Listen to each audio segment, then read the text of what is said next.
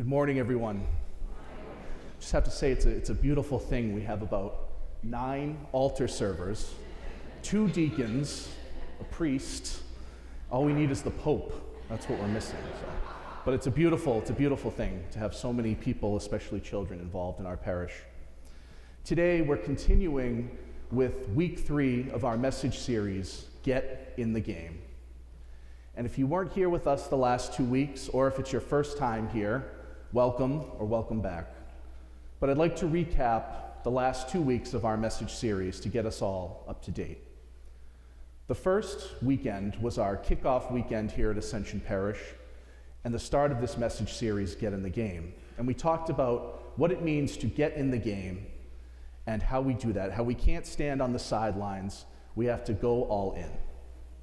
Then last week, we touched on a more difficult subject that can touch all of our lives, forgiveness, what it means to forgive someone, and how hard that can be sometimes, especially when someone has wronged us in a very deep way. So we talked about ways how we can make it a little bit easier within ourselves to forgive others. Today, I'd like to talk about staying in the game. We've gotten into the game, and now we have to stay in that game. There's a Greek word that's called acedia. And acedia in Greek basically means a spiritual idleness, a spiritual laziness, a spiritual dryness. And when I think about this word acedia, I can think about it in 2 ways, the practical way and the spiritual way. The practical way, I think we can all relate to. Perhaps we have some kids here who are in grade school, and those of you all, the rest of you remember being in grade school.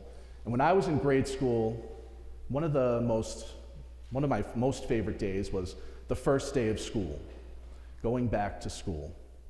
Because after a three month or so vacation, summer vacation, there's something new happening. I'm going back. I'm going to see all of my friends. I'm going to have new teachers. I'm going shopping for new clothes and backpacks and school supplies, and it's something new and it's exciting. And so I'm all in. I'm sure some of you can remember those days. However, as you know, 3 months in, now we're looking forward to Christmas vacation, or we're looking forward to Thanksgiving, and then the months go on, and now we're looking forward to the summer again. So it's kind of a natural way that we kind of jump into something, and then over time, we kind of are ready for the next thing that's about to come.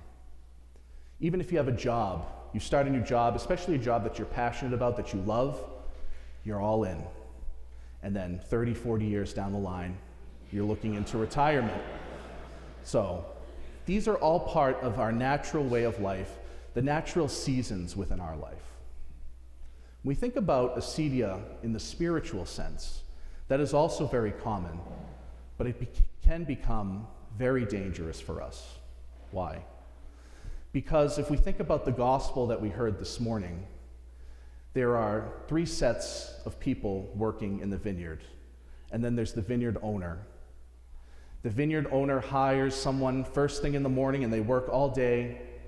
He hires another set of people, they only work half a day, and so on. And then towards the end, the people are only working an hour or so. And at face value, that seems very unfair, because it is right and just that all of us that work hard receive a just wage. But we have to look at this gospel in a spiritual sense. We have to go a little bit deeper. And we can think about Jesus being the landowner. And the people that work in the vineyard are all of us. Because Jesus is the same, God is the same every day, as it was in the beginning, is now, and ever shall be. God never changes. He's always, always there for us. And we are either in the game completely with him, or partially in the game with him, or perhaps we've strayed away. So I ask you all today, where do you fit in this gospel story? Are you in the game completely? Did you get up and you are the first people to work in Jesus' vineyard? Were you there around noontime and you're kind of halfway in and halfway out? Or do you need to get back into that game completely? And if we're not in that game, that's what we can call spiritual acedia. because sometimes when we're starting something new, especially in our faith life, we're in it 100%. But sometimes we fall into what I call spiritual repetitiveness. We're just kind of going through the motions, we're saying our prayers, but the heart is no longer in it. We're just doing it because we know it's good, we know it's important. So if you find your place stuck in the middle where you're kind of in but you're not, what is something that you can do this week differently in your prayer life, in your spiritual life? Maybe if you're praying daily already, maybe you need to switch that up. Maybe at a different time of the day, maybe add something, maybe remove something. What can you do for your own spiritual life to avoid acedia?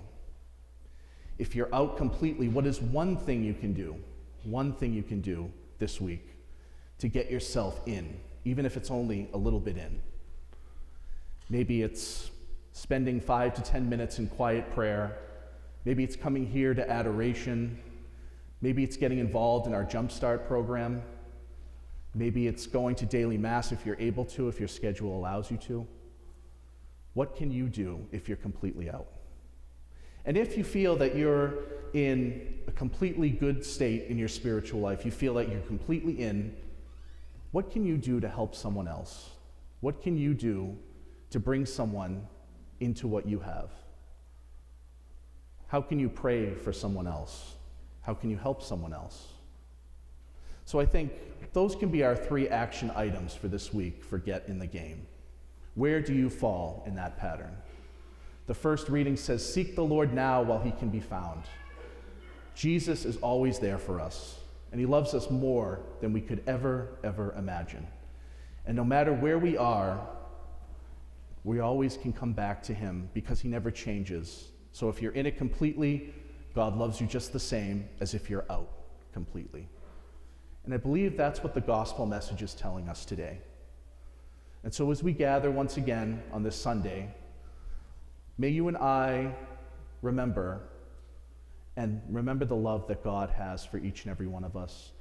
And what's one thing that you and I can do differently this week to get back in the game 100%?